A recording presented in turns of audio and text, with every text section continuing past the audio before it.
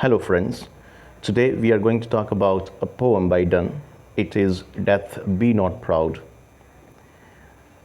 In this poem, Donne is talking about death.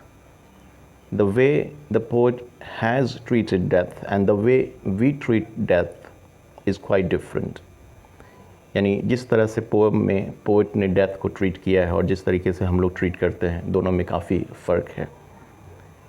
This is and the philosophy about death, which is related in holy book, the Bible, and the rest of the religious books that revealed to the earth. In that light, this poem is built. यानी उसी रोशनी में, यानी Holi Bible में death को जिस तरीके से treat किया गया है और जिस तरह से रिलेट किया गया है और बाकी सारी दुनिया की किताबें जो रिलीजियस हैं उसमें जो बात की गई है, उसी की रोशनी में कहीं ना कहीं ये पोएम कंपोज किया गया है. हम इंसान सबसे ज़्यादा अगर किसी चीज़ से डरते हैं वो डेथ है. और ये ऑब्वियस है. If you go across and see people, you'll find the most dreadful thing or the most horrible thing to the people of this earth is death. यानी डेथ से ख़तरनाक कोई चीज़ है ही नहीं. और इसी रोशनी में दरअसल पोएट ने बात किया है, लेकिन जिस नज़रिए से डेथ की तरफ देखा है, जिस तरह से डेथ को उन्होंने प्रेजेंट किया है, वो काफ़ी डिफरेंट है हम लोगों के सोच से. यानी the way we think and the way Donne has actually perceived और thought about death is quite different. We people think is mighty, dreadful, massive, something very horrible, but Donne has spoken about death poor, has addressed death as poor, as something very little, that it has no importance, it has no significance. Death has no meaning in itself, has no life in itself. ऐसा कुछ उन्होंने नज़रिया पेश किया है. आप T S Eliot को जानते होंगे. टी एस इलियट एक मॉडर्न पोएट हैं जिन्होंने हॉलो मैन करके उन्होंने एक पोएम लिखा है और उसमें डेथ्स ड्रीम किंगडम और डेथ्स अदर किंगडम की बात किया है. यानी हम इंसानों को बताया है कि हम सब अभी जो प्रेजेंट लाइफ जो जी रहे हैं, मटेरियल लाइफ इस दुनिया में, वो डेथ्स ड्रीम किंगडम की बात है. और क्या है कि डेथ्स अदर किंगडम, यानी जो इस दुनिया से दूसरी दुनिया की बात है, उसके बारे में कभी सोचते ही नहीं हैं. और इसलिए नहीं सोचते हैं कि हमारे अंदर बिल्कुल गर्ड्स नहीं है कि हम सोच सकें या कभी फ़िक्र कर सकें मौत को लेकर के. और सबसे बड़ा वजह ये भी है कि हम इंसान इस दुनिया में हॉलो बने पड़े हैं. क्या है कि बिल्कुल एक पैरालाइज्ड फिगर के तौर पे हैं. हमारी जो एग्जिस्टेंस है वो एक डिनाइल स्टेट में जा चुका है. इस तरीके से पोएट ने उसमें प्रेजेंट किया है. और ऐसे उसमें कई सारे मीनिंग्स हैं, कई सारे लेयर्स हैं, लेकिन उन लेयर्स में से एक लेयर ये भी है कि मॉडर्न मैन आखिर हॉलो क्यों है. तो उसका वजह ये भी है कि वो कभी भी मौत को लेकर के नहीं सोचता है. उसके पास दरअसल वैसी आंखें नहीं हैं, वैसी आइज़ नहीं हैं जो क्या हो कि डेथ को कन्फ्रंट कर सके, डेथ से आंख में आंख मिलाकर बात कर सके या डेथ को लेकर के सोच सके. और इसका एक वजह ये है कि वो बिल्कुल मटीरियल हो चुके हैं हम सारे लोग. तो डेथ की रिगार्ड में दरअसल T S Eliot hollow man में भी क्या है कि प्रेजेंट किया है. और सबसे ज़्यादा जो इंसान इस दुनिया में हैं वो सबसे ज़्यादा मौत से हैं. पहले ऐसे कुछ नहीं थे, लेकिन ऐसे हर एज में रहे होंगे, ऐसा नहीं कि नहीं रहे होंगे, लेकिन जो लोग काफ़ी स्पिरिचुअली स्ट्रांग होता है उतने मौत से डरता नहीं है. क्योंकि सबसे हकीकत और सबसे बड़ी जो सच्चाई है इस दुनिया को लेकर के वो ये है कि मौत है. Whether you will become a doctor or engineer or IAS or IPS or not, but you will die one day, of course. This is the biting truth of this world, temporary world, and the temporary life that we have been bestowed on this earth. तो done की जो perspective है वो हमारी perspective जो है death को लेकर उससे काफ़ी डिफरेंट है. और उन्होंने बोला है कि देखो डेथ तुम घमंड न करो, क्योंकि ऐसा घमंड करने वाली कोई चीज़ है ही नहीं तुम्हारे अंदर। Death be not proud. इसमें क्या है कि डेथ को पर्सनिफाई किया गया इस पोएम में, यानी पर्सनिफिकेशन एक लिटरेरी डिवाइस होता है जिसके तहत आप क्या करते हैं कि कोई भी नॉन लिविंग थिंग्स और एब्स्ट्रैक्ट आइडियाज़ को आप लिविंग की तरह ट्रीट करते हैं। यानी आप ऐसे कह सकते हैं कि personification is a literary device or a figure of speech in which we give human characteristics to non-living things or abstract ideas, जो कि इस पोएम में देखने को आपको मिलेगा और जो आपके स्क्रीन पे है कि डेथ बी नॉट प्राउड। यहाँ पे दरअसल पोइट ने डेथ को एड्रेस किया है, जिसको आप अपोस्ट्रॉफी कर सकते हैं, और एड्रेस करते हुए बोला है कि देखो कि तुम घमंड नहीं करो, क्योंकि तुम्हारे अंदर घमंड करने के लिए ऐसा कुछ है ही नहीं, क्योंकि तुम्हारी एग्जिस्टेंस ही नहीं है, ये एग्जिस्टेंस ही नहीं है। आप देखेंगे इस पोएम में जिस तरीके से पोएट ने क्या किया है कि डेथ को ट्रीट किया है, उससे ज़ाहिर होता है। तो क्या है कि इस पोएम पे हम लोग बात करेंगे, will delve deep into the poem, understanding or comprehending or explaining line by line. But before it, just talk about some facts about the poem. इस पोएम में कुछ ऐसे फैक्ट्स हैं जिस पे हम बात कर लेते हैं पहले, फिर उसके बाद हम चलेंगे और लाइन बाय लाइन पोएम को एक्सप्लेन करेंगे और समझने की कोशिश करेंगे।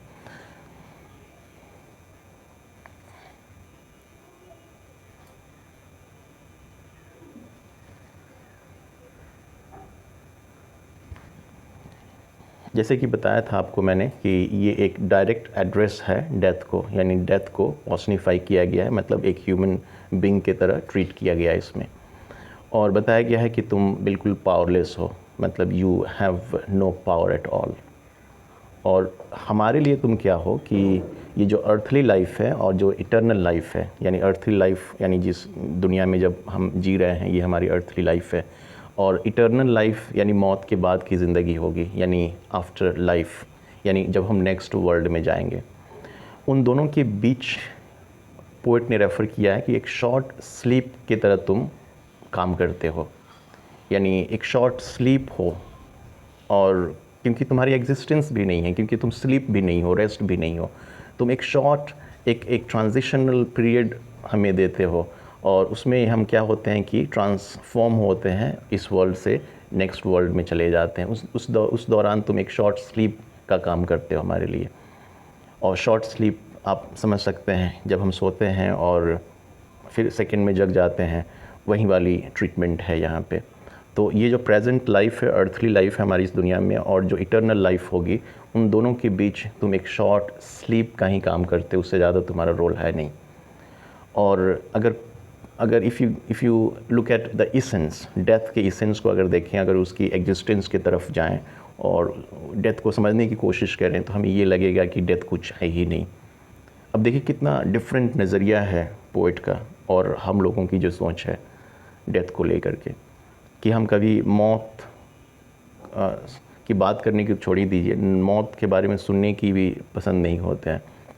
यानी बिल्कुल मौत के बारे में कोई बात करता है तो उस पर गुस्सा हो जाते हैं, उस पर नाराज़ हो जाते हैं, क्या मौत की बात कर रहे हो, कि यानी हमारे अंदर इतनी भी कैपेसिटी और एबिलिटी या कि ये स्ट्रेंथ नहीं है कि हम मौत को ये जो वर्ड है डेथ, उसको ले सके अपने ज़ुबान पे या सुन सके। यहाँ तक कि सुनना भी पसंद नहीं करते हैं, और बोलने की बात तो छोड़ ही दीजिए। लेकिन पोइट ने ऐसे इस डेथ के एग्जिस्टेंस पे क्वेश्चन कर दिया है कि तुम्हारी एग्जिस्टेंस क्या है इस दुनिया में, और बोलता है कि डेथ इज़ नथिंग, कुछ है ही नहीं। बेवजह हम इस दुनिया में क्या है कि डेथ को लेकर के डरते हैं। There is nothing that we should fear of, मतलब कुछ ऐसा है ही नहीं जिसको हम लेकर के ख़ास तौर से मौत के रिगार्ड में हो रही है कि हम डरें। डरने के लिए ऐसा कुछ है ही नहीं, क्योंकि इसकी एग्जिस्टेंस ही नहीं है, लेकिन हम बेवजह इसकी एग्जिस्टेंस बनाए हुए हैं अपने अंदर और डरते रहते हैं सुबह से शाम तक। अगर किसी चीज़ को लेकर इंसान डरता है वो है मौत। जबकि पोइट ने बिल्कुल एक अलग लाइट, एक अलग रोशनी में बात किया है और डेथ को बताया कि तुम कुछ नहीं हो। Means death is nothing to fear. Death has no existence, has no power of its own. It is complete, hollow, empty, and we should not fear death, और हमें डेथ से डरना भी नहीं चाहिए।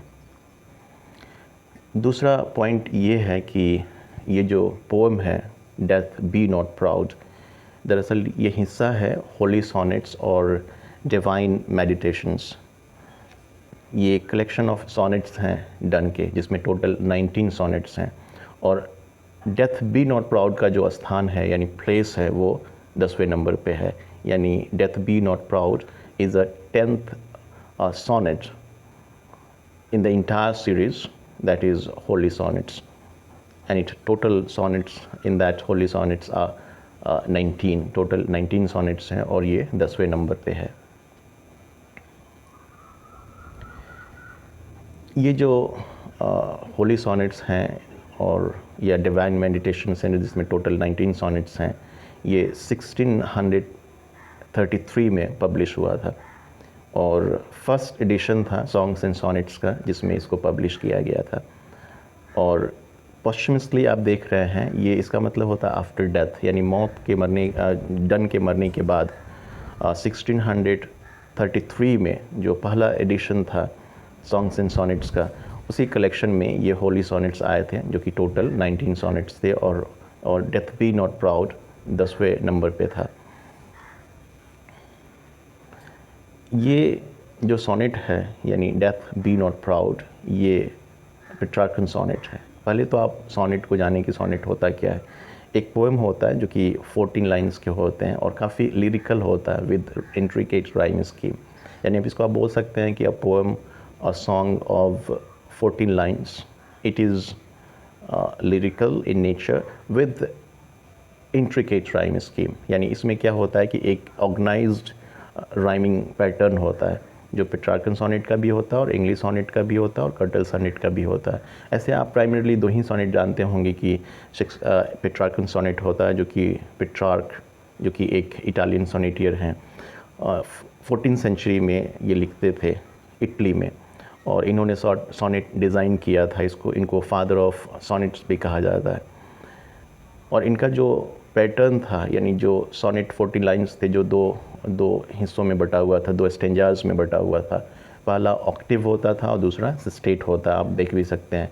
ऑक्टिव को 8 लाइन होते थे उसमें, और सिस्टेट जो होता है उसमें 6 लाइन्स होते हैं। टोटल 14 लाइन्स का ये पोएम होता है पेट्रार्कन सॉनेट। लेकिन जब इंग्लिश सॉनेट आप देखेंगे तो इंग्लिश सॉनेट क्या होता है कि 3 क्वार्टरन 1 कपलेट में बटा हुआ होता है। 3 क्वार्टरन का मतलब कि 4 4 4 3 स्टेंजाज होंगे, एंड लास्ट में क्या होगा कि 2 राइमिंग कपलेट होता है, यानी कपल से कपलेट बना है, दो लाइन होते हैं इसमें। तो ये जो प्रेजेंट पोएम है जिसको हम लोग पढ़ रहे हैं यानी पढ़ने जा रहे हैं, डेथ बी नॉट प्राउड, ये पेट्रार्कन मॉडल पे लिखा हुआ है। और इसमें भी क्या है कि फर्स्ट स्टेंजा जो है वो ऑक्टिव है और दूसरा स्टेंजा सिस्टेट है, यानी फर्स्ट स्टेंजा 8 लाइन के हैं और सिस्टेट जो है वो 6 लाइन के हैं। टोटल 14 लाइन्स हैं इसमें। और इस पोएम का जो राइमिंग स्कीम है वो कुछ ऐसा है, A B B A B B A, यानी ये क्या है कि 8 लाइन्स हैं, और लास्ट में जो है वो 6 लाइन जिसको सिस्टेट कहते हैं वो सी डी डी सी ई ई। इसके जब राइमिंग पैटर्न को देखेंगे तो कहीं ना कहीं क्या होता है कि इंग्लिश सॉनेट की तरह रिफ्लेक्ट होता है राइमिंग के पॉइंट ऑफ व्यू से अगर देखें तो। फिर आगे बढ़ते हैं और पोएम की तरफ चलते हैं। क्या है कि फर्स्ट 8 लाइंस को हम पढ़ देते हैं आपके लिए, एंड देन फिर हम इसके सेंस पे चलेंगे, इसकी मीनिंग को समझने की कोशिश करेंगे और पोएट के नज़रिए को भी समझेंगे कि पोएट किस तरीके से ट्रीट कर रहा है। Death be not proud, though some have called thee mighty and dreadful, for thou art not so. For those whom thou think'st thou dost overthrow, die not, poor death, nor yet canst thou kill me. From rest and sleep, which but thy pictures be, much pleasure, then from thee much more must flow. And soonest our best men with thee do go, rest of their bones and souls deliver. अब देखिए पहले line को देखिए जिसमें poet ने death को address किया है और पर्सनिफाई किया है, और ऐसा लगता है कि डेथ के सामने कोई इंसान है जिसका नाम डेथ है और उससे बात करता है, उसको उसकी औकात समझा रहा होता है। ऐसे हम दुनिया में सबसे ज़्यादा कोई चीज़ जिससे हम डरते हैं वो क्या है? डेथ। आप गौर से सोचें तो आपको एक चीज़ समझ में आएगा कि डेथ जिसकी अपनी एग्जिस्टेंस नहीं है, और डन के लाइट में, डन की रोशनी में अगर देखें तो, और ये दुनिया जिसकी अपनी कोई एग्जिस्टेंस नहीं है, ख़ास तौर से दुनिया हम इंसानों से बनता है तो हम इंसानों की कोई ख़ास एग्जिस्टेंस है नहीं। Temporary we are living on this earth, we are just a traveller and we are on stations, and a day will come, we'll depart from this station with nothing in our hand. कुछ होगा ही नहीं हाथों में। We'll go empty handed to the next world. ऐसा कुछ experience होने वाला हम सब इंसानों के साथ। लेकिन डेथ जो टर्म है इसको लोग सुनने से परहेज करते हैं आज की दुनिया में। मैंने बता भी दिया कि टी.एस. एलियट किस तरीके से हॉलो मैन में रेफ़र किया है कि हम इंसान हॉलो इस वजह से भी हो चुके हैं कि हमें क्या है कि कभी फ़िक्र नहीं होता है कि हमें मरना भी है, और जिसके वजह से हम material day after day, year after year obsessed with this material world. We are getting and spending, and nothing we think that we have to die one day. आप अगर वर्ड्सवर्थ को अगर रिफ्लेक्ट करें, और वर्ड्सवर्थ के एक sonnet है जिसमें the world is too much with us, उन्होंने बताया कि हम इंसान इतने मटीरियल हो चुके हैं कि that we are just getting and spending, earning and spending, earning and spending in this mechanical life we are living, and in the life of our human and the life of our beings that has turned into material. कुछ नहीं, कभी वक्त ही नहीं है कि हम अपनी मौत को लेकर सोचें। वहाँ पे उन्होंने नेचर से रिलेट किया है कि हमारे पास इतना वक्त कहाँ है कि हम नेचर को लेकर के सोचें। तो क्या है कि गेटिंग एंड स्पेंडिंग में लगे हुए हैं, living such a terrible material life that we have no leisure time to think of this world और the life after this world. तो पोएम पे आते हैं, बात करते हैं इस पोएम से रिलेटेड। तो पोएट ने बोलता है कि death be not proud, address करता है पर्सनिफाई करते हुए, ऐसा लगता है कोई इंसान है जो उसके सामने बैठा हुआ है और उससे बात करता है और बोलता है कि देखो, घमंड नहीं करो, अपने आप को ज़्यादा बनो नहीं, फुलो नहीं। हम लोगों की जो ज़ुबान है कि do not consider yourself to be very worthy, so mighty, so strong in such that you could walk on this earth, in such that you considering yourself mighty. तो बोलता है कि देखो, बहुत बनने की ज़रूरत तुमको नहीं है। Death be not proud, proud word तो आप जानते ही हैं जिसका मतलब घमंड होता है। तो बोलता है कि थोड़ा कम घमंड करो, घमंड करने की ज़रूरत नहीं है तुमको। Though some have called thee mighty and dreadful, some have called thee, वो some जो है वो पीपल ऑफ दिस वर्ल्ड को रिलेट करता है, दुनिया में कुछ लोगों को रिलेट करता है कि दुनिया में कुछ लोग हैं, बोलते हैं कि तुम माइटी हो, ड्रेडफुल हो। डन को नहीं लगता है।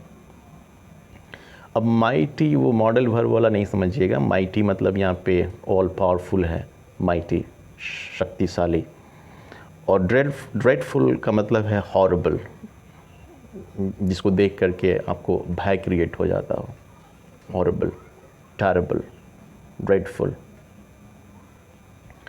तो गौर करेंगे कि दुनिया के लोग डेथ को क्या बोलते हैं, डेथ से रिलेटेड उनकी क्या सोच है, वो कैसे डेथ को परसीव करते हैं। माइटी एंड ड्रेडफुल, ये दो टर्म है जिसको मैंने अंडरलाइन कर दिया है। माइटी मतलब मैसिव, स्ट्रॉन्ग, वेरी पावरफुल ऐसे, और ड्रेडफुल मीन्स ख़तरनाक, भयानक, हॉरिबल, उससे ज़्यादा भयानक दुनिया में कुछ हो ही नहीं सकता। ऐसे लोग सोचते हैं, कुछ लोग बोलते हैं, पुकारते हैं, कहते हैं, ऐसे आप रिलेट कर सकते हैं। For thou art not so, और ठीक उसी वक्त पोइट बोलता है क्या कि तुम ऐसा हो नहीं। दाउ आर्ट ऐसे आपको बार बार मिलेगा डन के पोएम में और बाकी सारे पोइट्स की राइटिंग में। इससे क्या मतलब होता है? दाउ आर्ट, आर्ट मतलब कला आप समझते हैं, लेकिन दाउ का मतलब you, and art relating to life, relating to the personality as well. तो दाउ आर्ट नॉट सो, लेकिन बोलता है कि तुम्हारी पर्सनालिटी वैसा कुछ है भी नहीं। आप सन राइजिंग में भी ये दाउ आर्ट आप आप पढ़ें, जो इसी चैनल पे हमने द सनराइजिंग को भी डील किया है। इसमें दाऊ आर्ट कई बार उन्होंने रेफ़र किया है। तो दाऊ आर्ट का मतलब कि art refers to life and further if you delve deeper you think in personality. तो बोलता है कि thou personality, thou art not so, लेकिन तुम्हारी ऐसा व्यक्तित्व है भी नहीं। तो ऐसा बात करता है जैसे कि कोई इंसान से ये बात कर रहा है, डेथ सामने है और ये बैठे हुए हैं और उससे कॉन्वर्सेशन में है, ऐसा लगता है। बोलता है कि तुम ऐसे हो नहीं। क्या नहीं हो? तो माइटी एंड ड्रेडफुल तुम हो नहीं, हमें नहीं लगता है। For those whom thou thinkst thou dost overthrow, for those whom thou think, मतलब those whom you think, मतलब उन लोगों की बात हो रही है जिसको तुम ऐसे मानते हो। थिंक मतलब सोचना होता है, लेकिन हम मानना समझेंगे कि ऐसा मानते हो। दाऊ डॉस्ट ओवरथ्रो, दाऊ मीन्स यू, और डू डॉस्ट को डू समझें, डू ओवरथ्रो मतलब आप प्रेजेंट टेंस के इम्फेटिक सेंटेंस जानते होंगे कि अगर कोई बोलता है कि आई डू गो मतलब मैं अवश्य जाता हूँ, आई डू प्ले मतलब मैं अवश्य खेलता हूँ, आई डू सिंग मैं अवश्य क्या करता हूँ, गाता हूँ। तो इस तरह के स्ट्रक्चर है जो कि इम्फेटिक सेंटेंस बनाए जाते हैं जब आप सब्जेक्ट के बाद डू यूज़ करते हैं, फिर उसके बाद वर्ब रखते हैं। ऐसे डू और डज नेगेटिव सेंटेंस और क्वेश्चन में आता है, आप जानते होंगे, लेकिन पोइट ने पॉजिटिव सेंटेंस में यूज़ किया है। तो अब पॉजिटिव सेंटेंस में यूज़ करने का सेंस है कि ये सेंटेंस पावरफुल है, मतलब कि इम्फेटिक है। तो दाऊ डॉस्ट ओवरथ्रो मतलब डाउ यू डू ओवरथ्रो मतलब ऐसा सोचते हो कि तुम मार देते हो। ओवरथ्रो मतलब फेंक देना, उठा करके पटक देना उधर, ऐसे। तो तुम पोइट बोलता है कि ऐसा लगता है कि तुम मानते हो कि तुम इस दुनिया के लोगों को मार देते हो, फेंक देते हो, उठा के पटक देते हो, उधर दूसरी दुनिया में लेके चले जाते हो। और इम्फेटिक है डाई नॉट पुअर डेथ, बोलता है कि मारते नहीं हो तुम मार नहीं सकते हो, बेचारा। अब पुअर डेथ करने का मतलब कि क्या है कि पोइट ने डेथ को बेचारा रिलेट करता है कि तुम बेचारा मतलब कोई चारा नहीं, मतलब तुम्हारे अंदर तो कुछ है ही नहीं, हेल्पलेस डेथ। वो तुम अब देखिए क्या है कि किस तरीके का टोन है, टोन देखें। बोलता है कि क्या समझते हो, ऐसा समझते हो कि तुम मार दिए उसको, मार नहीं सकते हो, बेवकूफ़। इस तरीके का कुछ इशारा है। नॉर येट कैंस्ट दाउ किल मी, और फिर बोलता है कि न तुम उनको मारे न तुम मुझे मार सकते हो। अब कैन आप समझते हैं, can ability, power, capacity show करने के लिए किया जाता है। इसका मतलब है कि you can not kill me, तुम मुझे भी नहीं मार सकते हो, मतलब you are not capable of killing any individual on the earth. इस पृथ्वी पे तुम किसी को नहीं मार सकते हो, पोइट का कहना ये है। ऐसे तुमको लगता है कि तुम क्या है कि लोगों को मार देते हो, लेकिन तुम मार नहीं सकते हो, बेचारा। अब बेचारा करने का मतलब कि उसको सिंपथाइज कर रहा है कि पोइट के दिल में एक तरह से क्या है, सिंपथी भी आ रहा है, और उसको बोलता है कि बेचारा तुम किसी लायक हो ही नहीं और तुम मुझे नहीं मार सकते हो। ऐसे लगता है दुनिया में, लोग भी सोचते हैं और तुम भी सोचते होगे कि तुम क्या है कि बहुत माइटी हो, काफ़ी ड्रेडफुल हो, पूरी दुनिया तुमसे डरती है और तुम क्या करते हो कि लोगों को मार देते हो, लोग तुमसे डरते हैं। लेकिन ऐसा कुछ नहीं है मेरे दोस्त, तुम न मुझे मार सकते हो न आज तक किसी को मारा है। फिर पोइट अपनी जो जिस ग्राउंड पे ये बात कर रहे हैं उस ग्राउंड को और आगे बढ़ाते हैं और बोलते हैं, from rest and sleep which but thy pictures be. अब रेस्ट एंड स्लीप ये दो टर्म ऐसे हैं जो हम इंसान को इस दुनिया में बहुत पसंद है, rest and sleep. The sweetest thing on the earth what I think is sleep.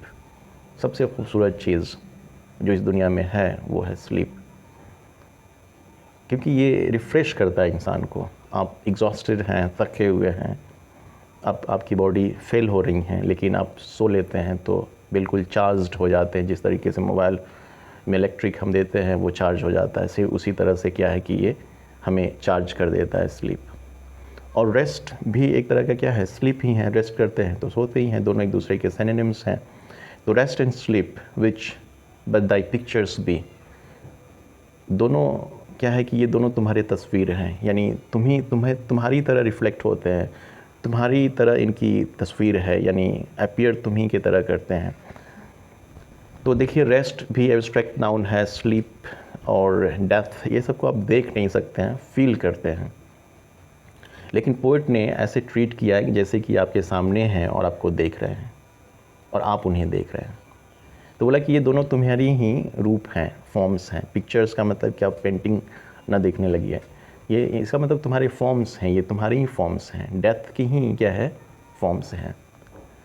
यानी डेथ में भी हम क्या है कि सो जाते हैं, रेस्ट में भी सो जाते हैं, स्लीप में भी सो जाते हैं। तो तीनों टर्म क्या है, बोलता है कि तुम तीनों एक ही जैसे हो, तुम तीनों दोस्त हो सकते हो ऐसे। फिर आगे बढ़ कर के बोलता है much pleasure then from thee much more must flow. Concentrate करता है किस पे, रेस्ट एंड स्लीप पे, और कंटिन्यू करते हुए आगे बोलता है कि मच प्लेजर फ्रॉम दी। तो ये डेथ से रिगार्डिंग मच प्लेजर जो है वो डेथ को रिलेट करता है। यहाँ पे बोलता है कि देखो जब रेस्ट एंड स्लीप को हम सब एक्सपीरियंस किए हैं, बहुत मज़ा आता है रेस्ट करने में भी, स्लीप करने में भी। Sweetest thing on this earth of course rest and sleep, दोनों ये चीज़ें हैं, रेस्ट एंड स्लीप दोनों एक ही हैं। तो ये क्या है कि मच प्लेजर हमको एक्सपीरियंस होता है इस दुनिया में ऑफ कोर्स, लेकिन उससे भी ज़्यादा मच मोर प्लेजर क्या होता है, तुमसे ज़्यादा मिल सकता है। तो ये पोइट बोलता है कि much pleasure then from thee much more must flow, emphasise करता है पोइट इस पोएम में। इस लाइन को पोइट ने इम्फेटिक और काफ़ी पावरफुल बनाया है, और डेथ को ही रिलेट करता है ये लाइन कि जब रेस्ट एंड स्लीप से हम सब इतना एक्सपीरियंस करते हैं, इतना रिफ़्रेश होते हैं, तो ना जाने तुमसे कितना मज़ा आएगा।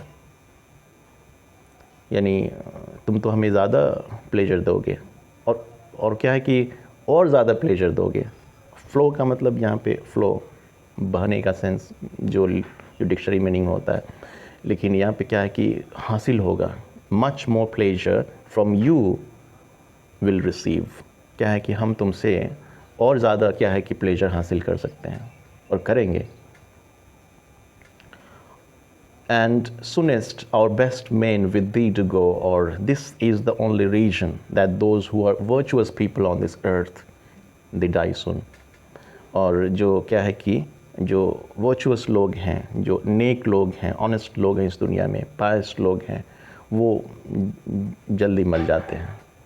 और with best main with the do go. अब इसको गौर करें कि अच्छे लोग, अब बेस्ट मेन का मतलब कि those who are virtuous people on the earth, with the मतलब विद डेथ, और डू गो मतलब चले जाते हैं।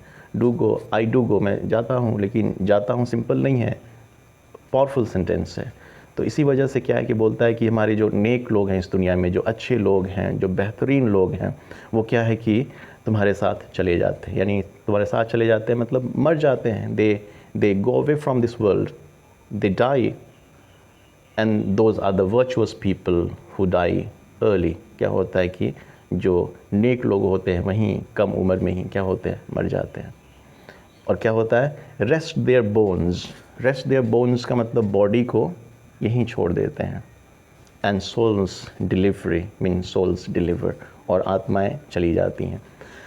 अब देखें रेस्ट जो कि ऊपर वाले सेंटेंस में आया है और फिर रेस्ट आया है, लेकिन दोनों का मीनिंग अलग है।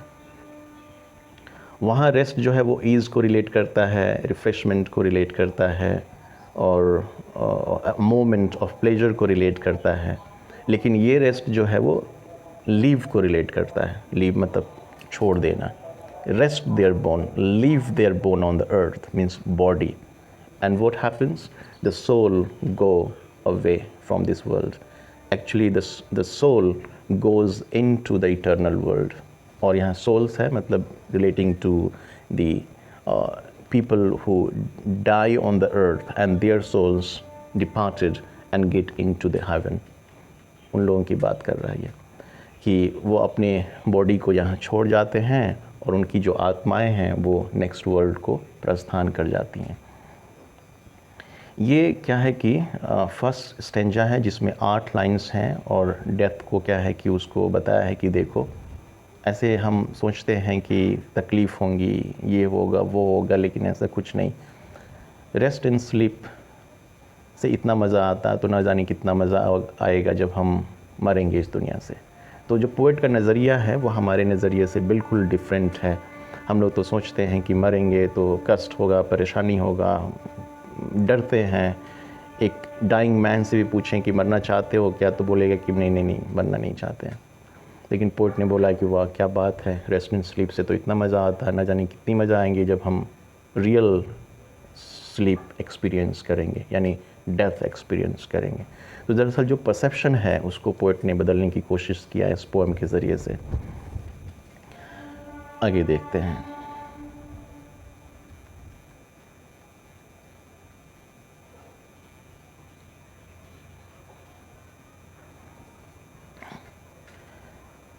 Thou art slave to fate, chance, kings, and desperate men, and doth with poison, war, and sickness dwell, and puppy or charms can make us sleep as well, and better than thy stroke, why swells thou then? One short sleep past, we wake eternally, and death shall be no more. Death thou shall die. ये state है, यानी 6 lines हैं जिसको हम पढ़ते हैं और समझने की कोशिश करते हैं। Thou art slave to fate. अब thou art means you, your personality, you yourself, ऐसे समझें। Thou art पोएट ने बार बार रेफ़र किया है और मैंने आपको बताया कि आर्ट जो है यहाँ पे लाइफ को रिलेट करता है। फर्दर जाएंगे तो ये आपकी पर्सनालिटी को रिलेट करेगा। तो पोएट क्या है कि डेथ को एक पर्सनालिटी के तौर पे रिलेट किया, एक पर्सन के तौर पे ट्रीट कर करके बोलता है कि तुम स्लेव हो। स्लेव तो आप जानते ही होंगे, नॉट गुलाम। तुम स्लेव हो, तुम गुलाम हो। फेट, फेट मीन्स किस्मत। लोग डिक्शनरी आप देखेंगे तो उसमें किस्मत नज़र निकल के आएगा, डेस्टिनी निकल कर के आएगा। लेकिन मैं आपको एक पोएट की तरफ इशारा करने की कोशिश करता हूँ यहाँ पे। आप मैक फ्लेक्नो आप सुने होंगे, ये जॉन ड्राइडन का एक मॉक एपिक है, यानी लैम्पून है, और एक पर्सनल सटायर है जो कि शैडवेल को इसमें मजाक उड़ाया गया है। तो उसमें ओपनिंग जो 2 लाइन है वो एक यूनिवर्सल लाइन होता है, बाकी सब पूरा इंटायर जो बुक है वो एब्यूसिव नेचर में लिखा हुआ है, यानी एब्यूसिव टोन है, और साथ ही साथ उसके डिक्शंस भी बहुत ही टेरेबल्स हैं क्योंकि वो एक लैम्पून है, यानी पर्सनल सटायर होता है। तो उसकी 2 जो ओपनिंग लाइन है उसमें पोएट बोलता है क्या कि all human things are subject to decay, and when fate summons, monarchs must obey. यानी all human things मतलब बात है कि जो भी इस दुनिया में चीज़ें हैं जिसमें जान है, जिसमें लाइफ है, all human things, यानी all the things which are present on the earth have life, जिसमें जान है, प्राण है, are subject to decay, मतलब these or those other things will die one day. एक दिन वो क्या होंगे, मर जाएंगे इस दुनिया से। और कब मरेंगे? When fate summons, fate summons, यानी जब फेट का बुलावा आएगा। अब आप सोच रहे होंगे कि फेट किस्मत का बुलावा आएगा, तो ऐसा कुछ नहीं है, मौत का बुलावा आएगा। यानी जो फेट है वो डेथ को रिलेट करता है। When fate summons, monarchs must ओबे, उसमें लाइन है कि जब मौत का बुलावा आएगा, यानी जब आपकी डेस्टिनी जब आपको बुलाएंगी, तो यहाँ तक कि बादशाहों को भी क्या होता है कि रिस्पॉन्ड करना होता है। हम मामूली इंसान क्या हैं, यहाँ तक कि जो बड़े बड़े बादशाह गुजरे इस दुनिया पे, उन लोगों ने डेथ के सामने अपने आप को सबमिट किया और सरेंडर किया। तो बोला कि when fate summons monarch must obey. तो फेट जो है वो डेथ को रिलेट करता है। फिर आप कहेंगे कि डेथ को, तो डेथ को कैसे रिलेट करता है? यानी डेथ कुछ है नहीं, जैसे पोएट ने भी बोला है।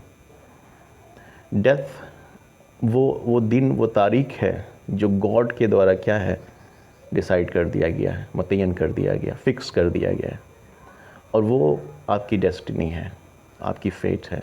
जिस दिन वो लाइन आ जाएंगी, यानी वो जो फिक्स डेट आएगा तो फिर दुनिया की कोई ऐसा पावर नहीं है, यानी मौत भी अपने आप को नहीं रोक पाएगा कि नहीं नहीं हम थोड़ा आराम करेंगे इसी दुनिया में, तो ऐसा नहीं होने वाला।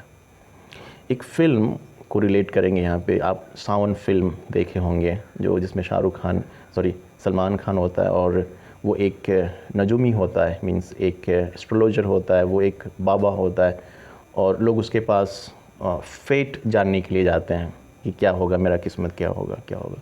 तो जब लोग उसके पास जाते हैं तो आंख बंद करता है और फिर goes in the certain world, फिर वहाँ देखता है कि वो इंसान मर जाएगा। फ़िल्म की शुरुआत भी ऐसा ही होता है कि जो हीरो है और हीरोइन है वो लोग उस बाबा से मिलते हैं जो उसमें रोल वो परफॉर्म कर रहा होता है, वो सलमान खान होता है सावन मूवी में। और जब वो बताता है, जब क्या है कि बहुत सारी चीज़ें बताता है कि तो कल तुम यहाँ जाओगे, वहाँ जाओगे, इस काम को करोगे, उस काम को करोगे, और फाइनल जो बताता है वो बोलता है कि तुम्हारी मौत आएंगी इतना बज के इतना मिनट पे, और फिर वो इंसान कंसर्न हो जाता है पूरी फिल्म में। तो वो फेट ही बताता है। तो यानी फेट से आप रिलेट कर सकते हैं कि फेट कोई दिन और तारीख है जो डिसाइडेड है और वो आना है। तो किस्मत दरअसल कुछ है नहीं, किस्मत वो आपकी मौत है। आप डॉक्टर बनेंगे या नहीं बनेंगे, इंजीनियर बनेंगे या नहीं बनेंगे, प्रोफेसर बनेंगे या नहीं बनेंगे, आईएएस या आईपीएस बनेंगे कि नहीं बनेंगे, लेकिन मौत तो लिखी गई है, तो आपका किस्मत है, वहीं आपका डेस्टिनी है, फाइनल डेस्टिनी। तो इसलिए बोला है कि thou art slave to fate, means इसको हमने एक्सप्लेन इस तरह से करने की कोशिश किया कि वो फेट जो है वो कोई फिक्स डेट है और वो आपकी मौत की तारीख है जो मुतय्यन किया हुआ है, फिक्स्ड किया हुआ है। ऐसे हम जनरल सेंस लेते हैं तो किस्मत देखते हैं, फेट का मतलब डेस्टिनी देखते हैं, लेकिन सबसे इम्पॉर्टेंट डेस्टिनी ये है कि we all human things are subject to decay, we all human things are subject to die, एक ना एक दिन मरना है। और जब वो दिन आएगा, यानी हमारी मौत की जो दिन, जो तारीख आएंगी, तो मौत भी अपने आप को रोक नहीं पाएगा वहाँ। तो बोला कि तुम गुलाम हो उस दिन। अब यहाँ पे आप क्या है कि फेट का मतलब वो दिन समझें जो लिख दी गई है, गॉड के द्वारा फिक्स कर दी गई है, और ना हम जानते हैं ना आप जानते हैं और दुनिया का कोई भी आदमी वो दिन बता नहीं सकता है। वो तो ठीक है, फिल्मों के ज़रिए वो रिलेट करने की कोशिश किया है, लेकिन कुछ मैसेज देने की कोशिश किया है, लेकिन ये जो फेट है ये कोई नहीं बता सकता है। अब ठीक है, आप एस्ट्रोलॉजर्स के पास जाते हैं, नजूमियों के पास जाते हैं और वो आपके हाथ देख करके बता देते हैं कि आप डॉक्टर बनेंगे, इंजीनियर बनेंगे, लेकिन ऐसा कुछ होता नहीं है, वो कुछ नहीं बता सकते हैं। जिस तरह से वो आपकी मौत को भी नहीं बता सकते हैं कि कब मरेंगे। तो बोला कि तुम गुलाम हो फेट के, यानी आप समझ ही गए होंगे मौत के, यानी मौत का मतलब कि वो दिन के जो आपके लाइफ में लिख दी गई है, और वो दिन किसी को मालूम नहीं है। अगर आप जान जाएं, जैसे कि वो फिल्म में क्या होता है, सावन मूवी में जान जाता है वो एक्टर, वो हीरो, और कंसर्न्ड होता है, उसकी किसी भी चीज़ में उसका मन नहीं लगता है, उसका इंटरेस्ट नहीं आता, वो all the time concern and obsessed with the death that is to follow, वो परेशान रहता है पूरी फिल्म में। तो बोला कि तुम गुलाम हो उस दिन के, उस तारीख के जो लिख दी गई हैं। फिर है चांस, इत्तफाक, ये सब एक दूसरे को सिनोनिम्स के रूप में ले सकते हैं। चांस, इत्तफाक, आप बाहर निकले और किसी गाड़ी से टकरा गए, आपकी मौत हो गई, गिर गए, सर फुट गया, गुल हो गए इस दुनिया से। फिर किंग्स, किंग्स का मतलब वो किंग्स जिस ज़माने में ये बादशाहियत होती थी और जब वो और पावरफुल होते थे और हर दिन हज़ारों लोगों की मौत का घंटी बजा देते थे, कि हर दिन सैकड़ों को फांसी चढ़ा देते थे, हज़ारों को फांसी चढ़ा देते थे। तो बता रहा है कि तुम उनके भी गुलाम हो, उन बादशाहों जो कि मौत की दस्तावेज़ लेकर घूमते रहते थे। फिर है डेस्परेट मैन, डेस्परेट मैन का मतलब पागल मैन समझिए, वो लोग जो दिमाग से पैदल होते हैं, क्रेज़ी होते हैं और ऑब्सेशन के शिकार हो जाते हैं। जैसे कि डर मूवी में शाहरुख खान का जो रोल होता है वो डेस्परेट मैन वाला रोल होता है, कि ऑब्सेशन होता है उसको, हर जगह बेचारा रिफ़्लेक्ट करते होता है अपने बिलवड को, और इस तरीके से पागलपन होता है कि लास्ट में आखिर उसकी मौत ही होती है। तो डेस्परेट लोग वैसे लोग होते हैं जो क्या होगा कि किसी चीज़ ना किसी चीज़ में उनकी ऑब्सेशन होता है और वो जा कर के गंगा नदी से कूद जाएंगे या जा कर के छत से कूद जाएंगे। फिर इसका मतलब कि मौत वो अपने हाथ में लेकर चलते हैं, जब मन करेगा मौत को मार देंगे, अपने को मारेंगे यानी मौत की मौत होगी, और क्या।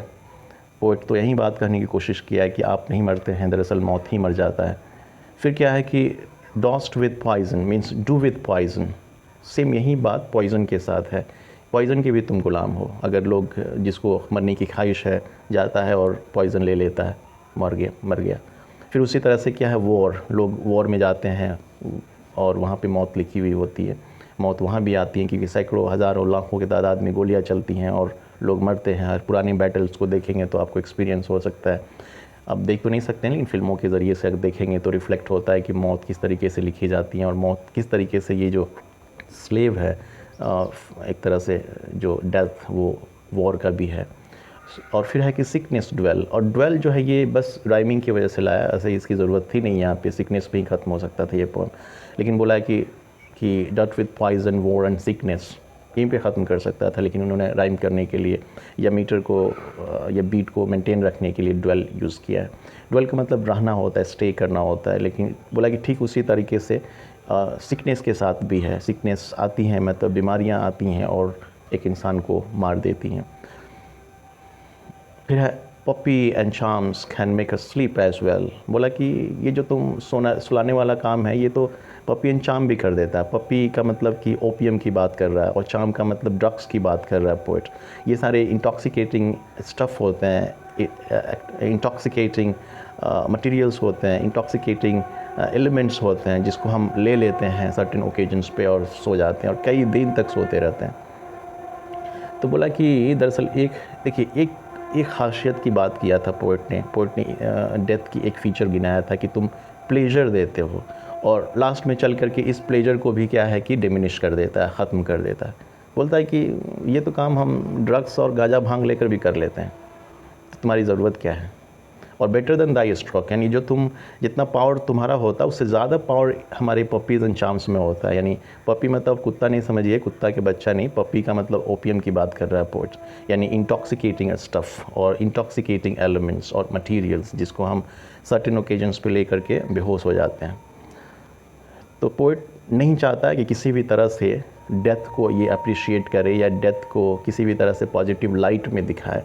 तो फिर से क्या है कि उसको नेगेटिव लाइट में लाने के लिए बोलता है कि ये पपी एंड चार्म्स जब हम खाते हैं तो ये भी हमें नींद दे देता है, तो तुम्हारी क्या औकात रहा, और तुमसे बेहतर नींद देता है। स्ट्रोक जो इसका होता है, इसका जो प्रभाव होता है, जो इफ़ेक्ट होता है वो तुमसे ज़्यादा होता है। और स्ट्रोक वर्ड को इस्तेमाल किया इफ़ेक्ट के तौर पे। फिर बोलता है कि वाई स्वेल्स दाउ देन, वाई स्वेल्स दाउ देन, स्वेल का मतलब होता है फूलना, बनना, अपने आप को प्राउड फील करना। तो बोलता है कि तुम्हें इतना भी औकात नहीं है तो तुम अपने आप को इतना काबिल क्यों समझते हो।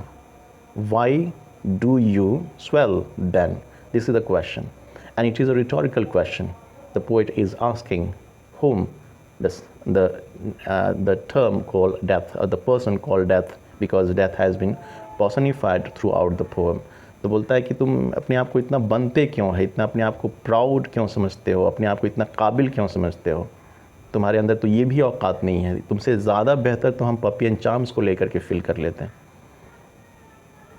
दरअसल पोइट डेथ की जो पूरी काबिलियत है, जो पावर है, उसको डिमिनिश करना चाहता है, उसको बिलिटिल करता है और उसको नथिंग के लेवल तक लेकर के जाता है। बोलता है कि तुम कुछ नहीं हो। फिर उसके बाद आगे बढ़ता है, पोइट बोलता है कि वन शॉर्ट स्लीप फास्ट, बोला कि एक ट्रांजिशन होगी, एक छोटा सा अंतरा, एक छोटा सा ब्रीफ मोमेंट गुजरेगा हमारी ज़िंदगी में। वी वेक इटर्नली, और हम हमेशा हमेश के लिए for ever will stay in heaven rising there. तो वी वेक इटर्नली मतलब हमेशा हमेश के लिए हम जग जाएंगे। यानी इस कहने का मतलब है कि when you come you will give us eternal wake, मतलब क्या है कि तुम हमें हमेशा के लिए तुम जगा दोगे। तो वन शॉर्ट स्लीप फास्ट मतलब the moment you will come and you will take me or the people of the world in your clutch, you'll give a short sleep, वो भी क्या होगा, गुजर जाएगा। and after that we will wake eternally in the next world, और फिर वहाँ पे क्या है, उसका मंजर क्या होगा, तो बताया कि death shall be no more। when we'll wake in eternal world means The world that exists after this world or beyond this world, there death shall be no more. वहाँ क्या होगा कि मौत होगी ही नहीं. नो मोर फ्रेज़ आप जानते होंगे, इसका मतलब गुजर जाना होता है. मतलब कि death shall be no more, यानी death will die there in that world. The poet is talking about not this world but the next world. In the next world there will be no death. Next world में death होगा ही नहीं. और death thou shall die, और उसको address करके बोलता है, उसको पकड़ करके देखो तुम ही मरोगे, हम नहीं मरेंगे. You will die for ever. तो जो लास्ट लाइन है, लास्ट 2 लाइन, ये काफ़ी इम्पॉर्टेंट है रेफरेंस के पॉइंट ऑफ व्यू से. You will find these 2 lines frequent asked in your exam. I am talking about BA Part 1 in different institutions or different colleges or in universities. One short sleep past, we wake eternally, and death shall be no more. Death thou shall die. बोलता है कि हम एक छोटा सा अंतरा होगा, छोटा सा इंटरवल होगा, उसके बाद हम हमेशा के दूसरे वर्ल्ड में जग जाएंगे. मतलब हम हमेशा के लिए दूसरे वर्ल्ड में चले जाएंगे, और वहाँ पे हम खेलते कूदते नाचते गाते अपना जिस अंदाज में रहना होगा रहेंगे. And death shall be no more means you will die. No more, जैसे कोई बोलता है कि शी इज़ नो मोर, अब वो नहीं रही, सेम उसी तरीके से अब तुम नहीं रहोगे, मतलब मौत नहीं रहेगी वहाँ पे. और फिर उसको पकड़ के बोलता है कि देखो you shall die mean death thou shall die.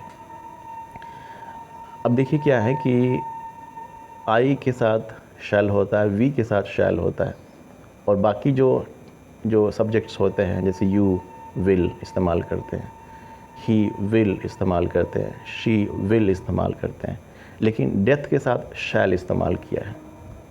तो आप फ्यूचर, सिंपल फ्यूचर टेंस आप जानते होंगे, आई विल, दे विल. जब हम बोलते हैं दे शैल, तो ये सेंटेंस इम्फेटिक हो जाता है. और फिर उसी तरीके से क्या है कि डेथ के साथ शैल इस्तेमाल किया है, जबकि जनरली क्या होना चाहिए, विल होना चाहिए. तो ये सेंटेंस इम्फेटिक है. I will means emphatic sentence है.